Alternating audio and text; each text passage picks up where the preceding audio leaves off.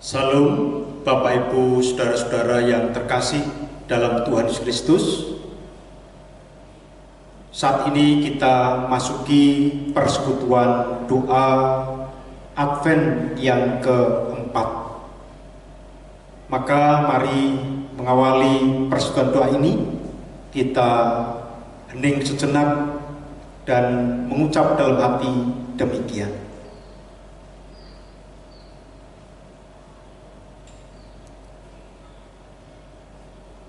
Pertolonganku ada di dalam nama Tuhan yang menciptakan langit dan bumi. Kasih karunia dan damai sejahtera dari Allah Bapa dan Tuhan Yesus Kristus ada pada Bapak, Ibu, dan saudara sekalian. Amin.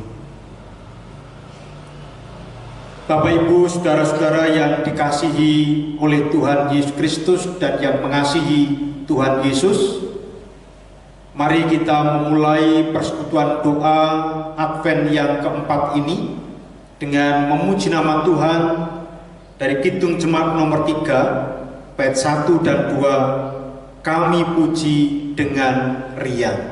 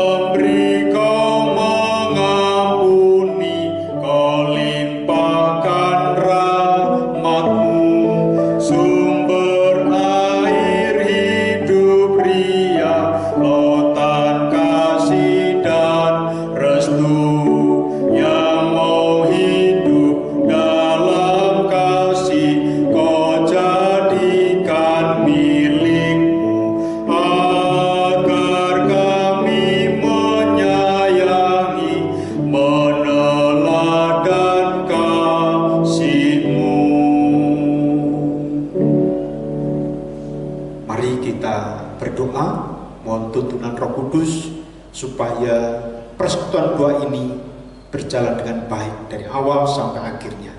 Saya hantarkan. Bapa di surga, kami bersyukur sampai saat ini kami terus berada di dalam naungan kasih-Mu.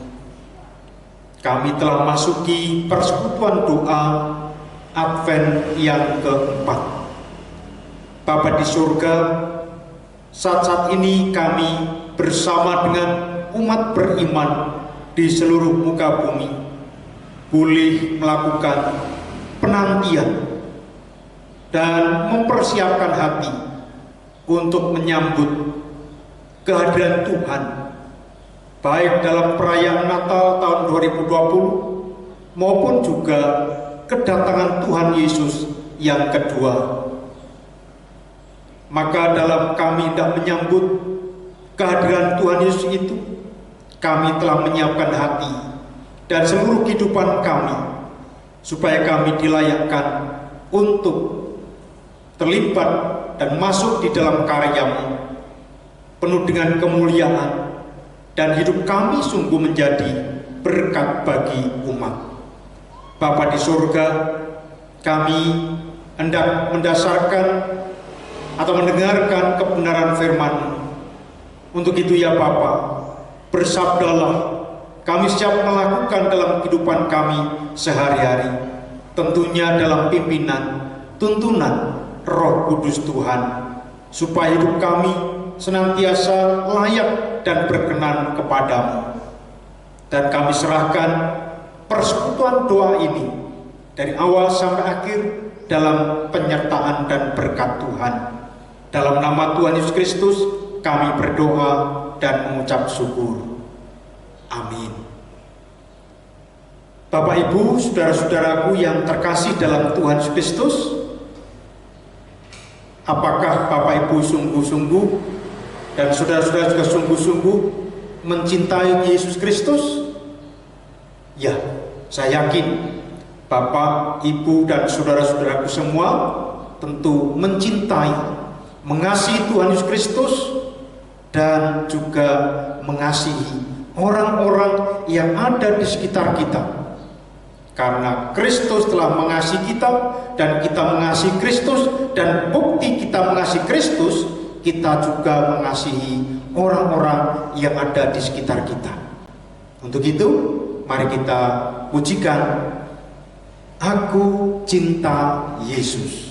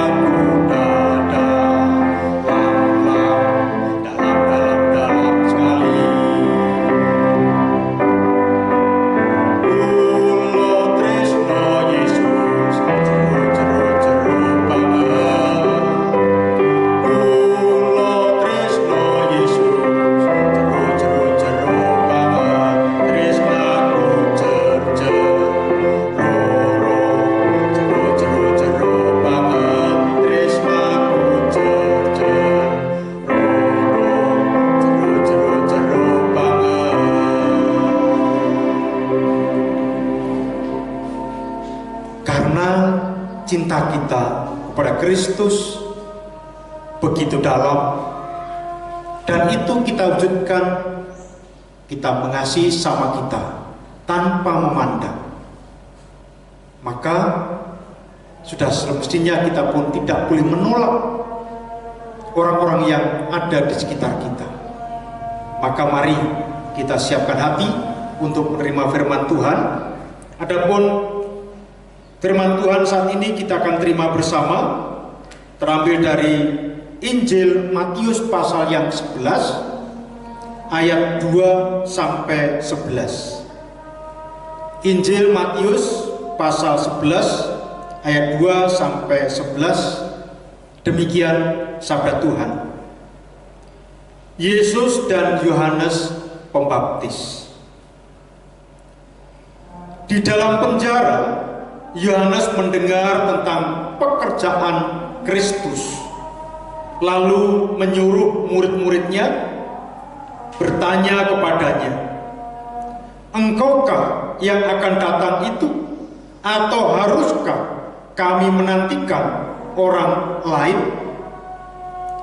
Yesus menjawab mereka, "Pergilah dan katakanlah kepada Yohanes apa yang kamu dengar dan kamu lihat.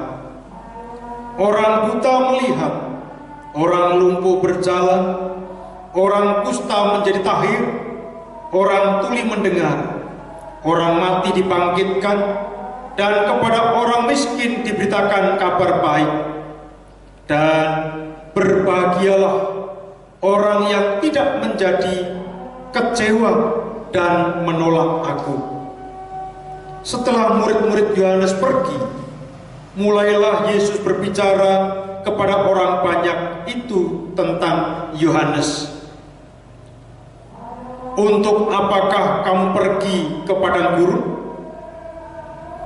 melihat buluh yang digoyangkan angin kian kemari?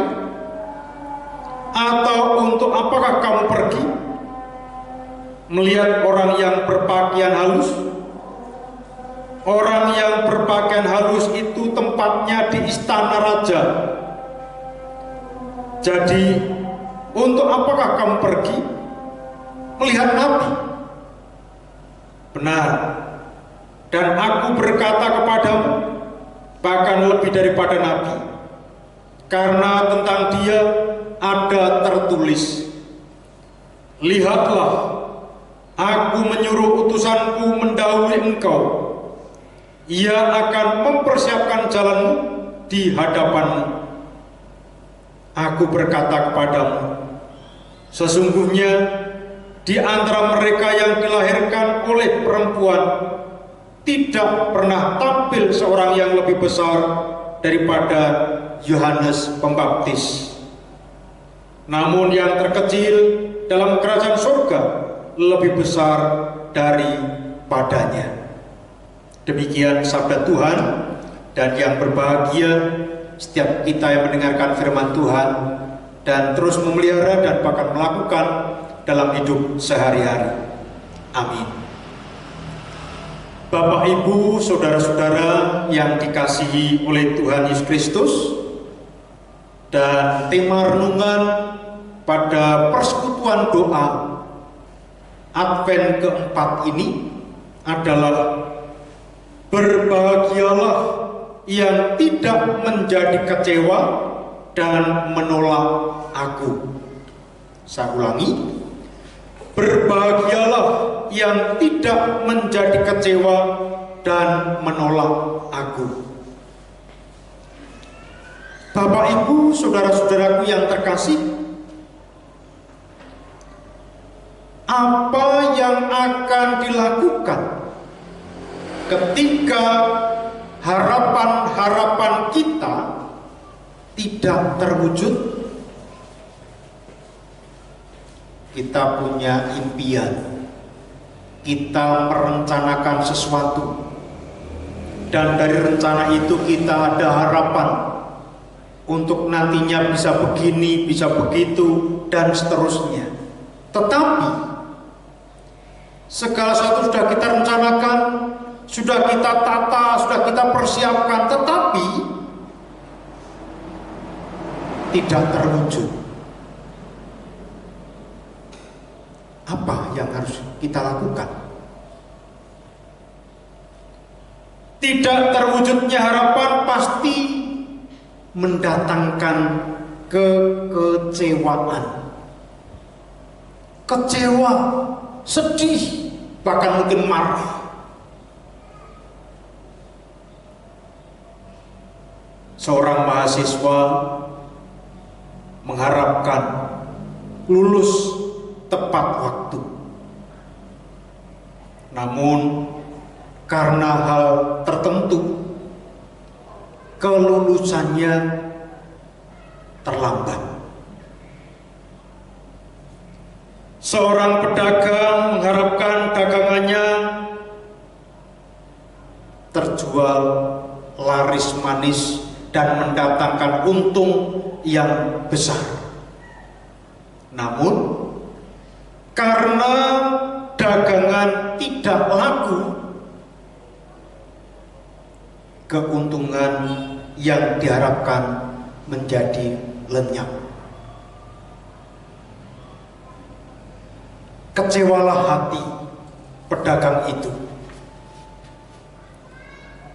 Selain dua contoh itu, Bapak, Ibu, saudara-saudara terkasih, dalam kehidupan kita masih banyak sekali contoh-contoh tentang kekecewaan-kekecewaan yang dialami. Saya yakin Bapak, Ibu, Saudara pernah mengalami hal itu.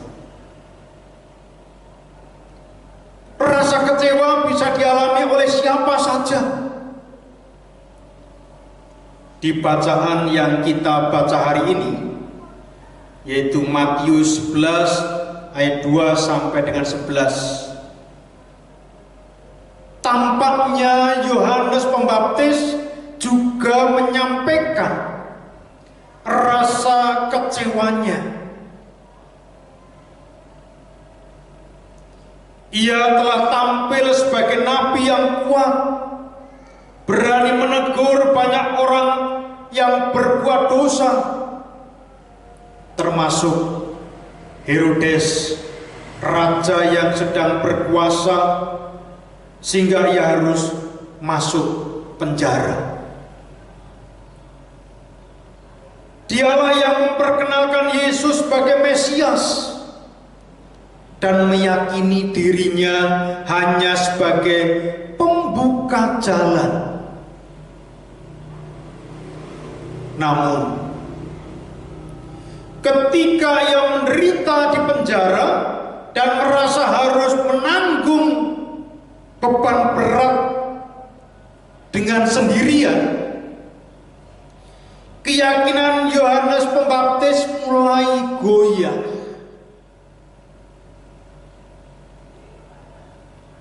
Maka ia pun memutuskan. Ia mengutus muridnya untuk bertanya kepada Yesus.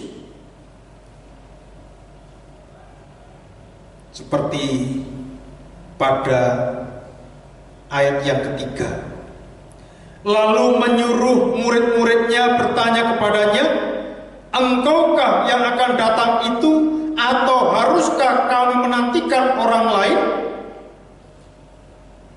Itu pertanyaan yang dipesankan oleh Yohanes Pembaptis kepada para muridnya yang diutus untuk menjumpai Yesus.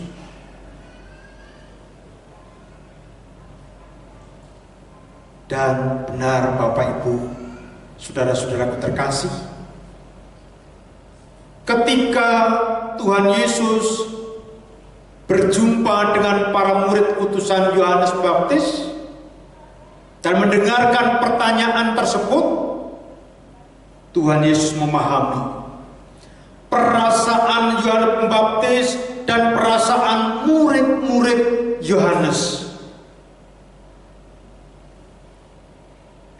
Ia pun kemudian mengatakan kepada mereka, "Pergilah dan katakanlah kepada Yohanes apa yang kamu dengar dan kamu lihat.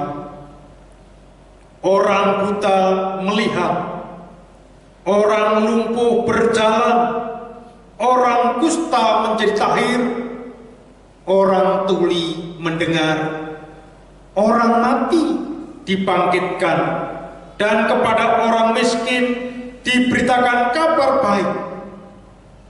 Dan berbahagialah orang yang tidak menjadi kecewa dan menolak aku." Ayat 4-6. Melalui perkataan itu, para murid Yohanes diminta untuk mendengar dan melihat sendiri siapakah Mesias itu. Dengan mendengar dan melihat sendiri karya Mesias, mereka akan beriman kepada Tuhan atas dasar pengalaman iman, bukan berdasar apa kata orang. Iman pada Tuhan yang berasal dari pengalaman nyata membuat seseorang mengalami kebahagiaan. Nah, Bapak Ibu, saudara-saudaraku yang terkasih, lalu apa makna kedatangan Tuhan bagi kita di zaman ini? Tuhan Yesus mengatakan pada murid-murid Yohanes Pembaptis, "Berbahagialah orang yang tidak menjadi kecewa dan menolak aku." Di sini kita menemukan pesan bahwa mereka yang berbahagia adalah yang tidak kecewa dan menolak Tuhan Yesus Kristus. Sekali lagi, orang yang berbahagia itu adalah orang yang ketika sudah memutuskan untuk menerima dan percaya bahwa Yesus Kristus adalah Sang Mesias, Juru Selamatnya, tidak menjadi kecewa meskipun harus memikul salib, menyangkal diri dan mengikut Yesus dalam peri kehidupan, dan juga kemudian tidak menolak Yesus. Sekali lagi, meskipun mengikut Yesus harus banyak menanggung risiko, maka disitulah disebut sebagai orang yang berbahagia. Dari pertanyaan murid-murid Yohanes Baptis ini kita melihat bahwa murid-murid Yohanes Baptis bisa saja menjadi kecewa terhadap Tuhan karena mereka tidak sabar melihat Tuhan bertindak. Orang-orang yang tidak sabar akan atau biasanya akan memaksakan kehendaknya sendiri.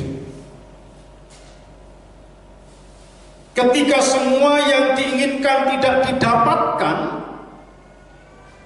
sudah direncanakan, sudah ditata sedemikian rupa, tetapi semua yang diinginkan tidak didapatkan, seseorang menjadi kecewa dan marah. Dari dulu hingga saat ini, sangat banyak orang yang menjadi kecewa pada Tuhan, dan karena itu meninggalkan Tuhan Yesus, balik kanan dengan hati penuh dengan kekecewaan tadi dan amarah. Aku kecewa, tidak seperti yang saya harapkan. Ternyata mengikut Yesus sangat berat konsekuensinya, karena tidak sanggup dan menghadapi kehidupan yang penuh dengan tantangan, kecewa, marah, dan kemudian berbalik meninggalkan Tuhan Yesus. Itu banyak terjadi dari dulu hingga saat ini.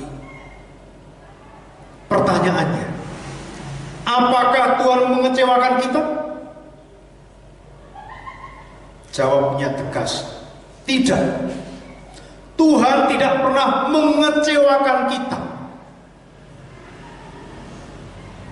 Justru yang mengecewakan siapa?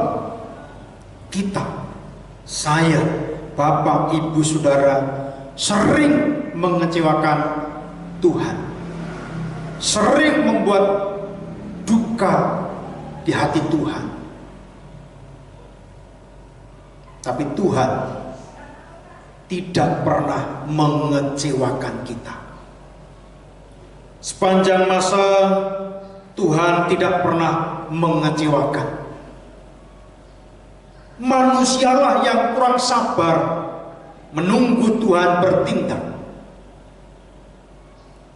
Kurangnya kesabaran manusia menjadi langkah hidup manusia, kemudian sembrono, gegabah, dan tidak menurut jalan yang benar. Ada yang mencari jalan pintas, ada yang mencari menurut kehendak dan keinginan sendiri. Karena apa? Sekali lagi, tidak sabar menantikan Tuhan bertindak tepat pada waktunya. Oleh karena itu, Bapak, Ibu, Saudara-saudaraku yang terkasih, permenungan ini di persekutuan doa Advent yang keempat ini mengingatkan kita agar kita tetap meyakini bahwa rencana Tuhan dan apa yang diperbuat oleh Tuhan tidak akan mengecewakan, tidak menjadi kecewa apabila meninggalkan Tuhan. hidup di dunia memang penuh dengan tantangan. Bahkan bisa jadi berbagai peristiwa dalam hidup mengecewakan kita, tidak diakui, di tengah masyarakat dikucilkan karena kita sebagai pengikut Kristus, dihambat karir kita, dipersulit dalam setiap urusan surat menyurat.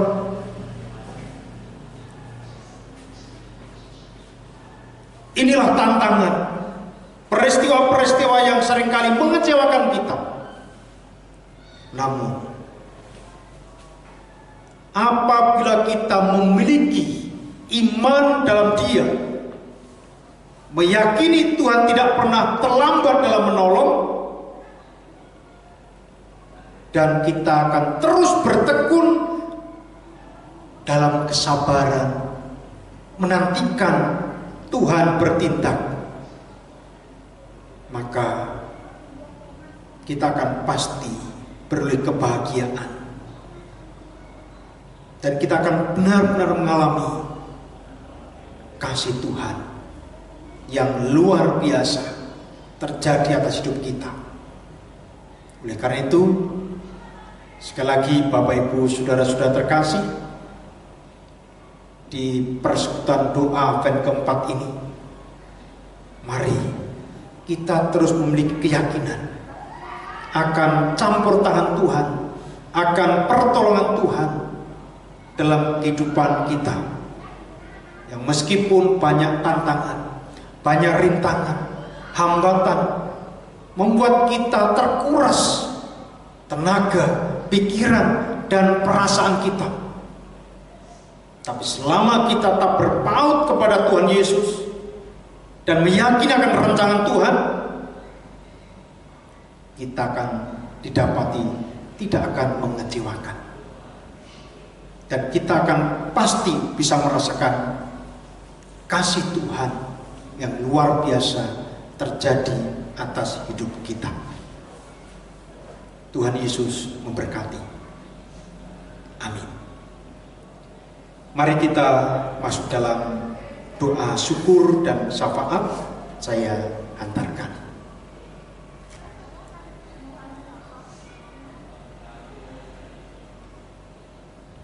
Terima kasih ya Allah Bapa di surga.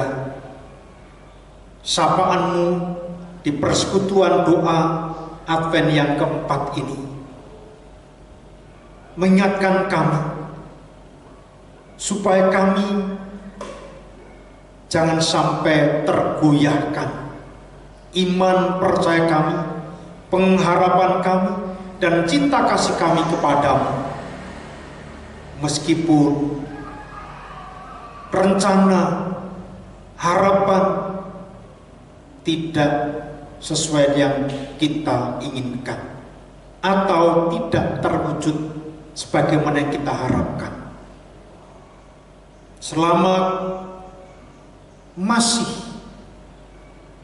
meyakini akan pertolongan Tuhan, seberat apapun, sesulit apapun, dengan mengimani akan rencana dan kuasa Tuhan, maka tepat pada waktunya akan bisa merasakan bahwa sesungguhnya Tuhan tidak pernah tinggal diam.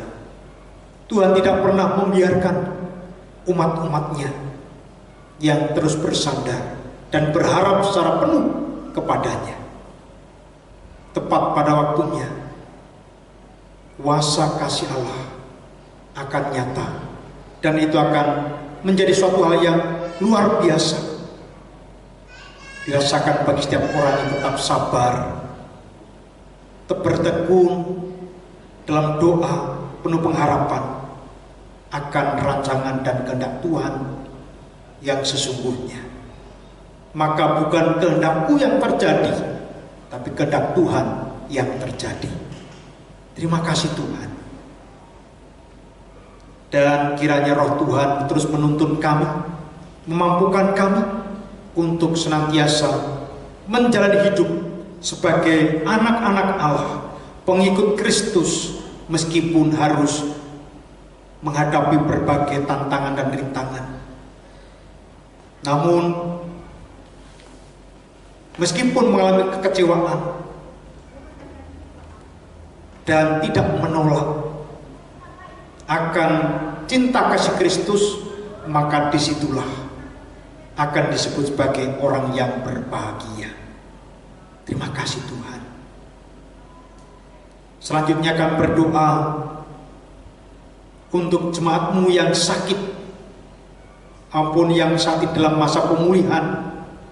Tuhan berkenan melawat mereka, memberikan kekuatan iman, pengharapan dan cinta kasih, sehingga mereka meskipun dalam ketidakberdayaan fisiknya, imannya tetap kuat, rohnya tetap menyala-nyala untuk senantiasa dekat dengan Tuhan, sehingga tidak akan menyurutkan dalam perjalanan kehidupannya meskipun harus didera sakit penyakit, tetap setia mengikut Tuhan Yesus Kristus. Dan kami yakini kehadiran Tuhan, topangan Tuhan nyata melalui orang-orang yang ada di sekitarnya, yang mengasihi, yang melayani dengan penuh cinta. Bapa di surga, kami juga berdoa untuk situasi saat ini, bahkan masih dalam masa pandemi COVID-19. Tolong Tuhan, mampukan para pemimpin kami, berikan mereka hikmat untuk dapat menata dan mempersiapkan segala sesuatunya guna menangkal perkembangan COVID-19. Bersyukur karena adanya vaksin, namun kami masyarakat hendaknya juga menyambut dengan tetap mematuhi protokol kesehatan, sehingga Tuhan, upaya pemerintah didukung oleh masyarakat akan dapat terwujud. Kemudian Indonesia pada umumnya dan Karanganyar khususnya, demikian setiap keluarga-keluarga kami beroleh keselamatan dan kesehatan. Bapa di surga, kami hendak memasuki dalam masa Natal ini. Kami serahkan hati, jiwa dan juga kehidupan kami. Tuhan mampukan untuk menyambut Natal ini dengan penuh rasa syukur, kerendahan hati, dan tetap memiliki kepedulian kepada sesama. Karena Kristus sudah lebih dulu peduli kepada kami. Bapa di surga, dengan demikian Natal akan bermakna yang berdampak menjadi berkat, tidak hanya untuk kami, tapi juga orang-orang yang kami jumpai. Bapa di surga, ampuni dosa dan salah kami. Kami serahkan sepenuhnya hidup dan hidupkan kami dalam kuasa. Dalam nama Tuhan Yesus Kristus kami berdoa dan mengucap syukur. Amin. Mari kita memuji nama Tuhan dengan menyanyikan Kidung Jemaat nomor 375. Kita nyanyikan 3 kali. Saya mau ikut Yesus.